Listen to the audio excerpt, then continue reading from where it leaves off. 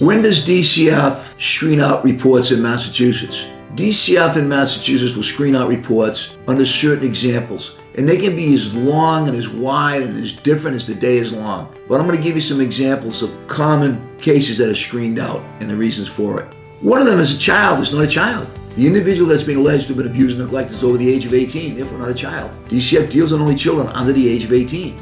The second type of situation would be is where the allegation didn't happen to a child in Massachusetts and the child was not located within the jurisdiction of Massachusetts. In other words, the incident happened to a child in New Hampshire, the child lives in New Hampshire. That has nothing to do with Massachusetts. Therefore, we, under Massachusetts law, have no jurisdiction, control, dominion, or possession over that child and have no right or power to file or investigate child abuse and or child neglect. The third type is where there's been multiple allegations filed on a single case. The DCF may have screened in one of those allegations, yet other allegations that are filed after that may be screened out because they're duplicative.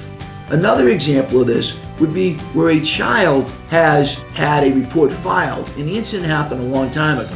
I recently had a case where DCF filed something that happened 3 years ago. My God, I don't remember what I had for breakfast today or lunch or dinner yesterday. You want me to go back 3 years and come up with evidence?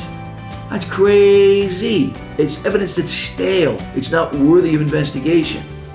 Other instances of where a case may be screened out is where a child's alleged, for example, and I had a case like this, to have marks, bruises, cuts, and was bleeding on its head. And the child was immediately taken to the pediatrician. The pediatrician examined the child's head. There was no marks. There was no bruises. There was no scars, no cuts, and certainly there was no blood. And the doctor talked to the child in private without the parents. And the child said, I've never been hit by my parents.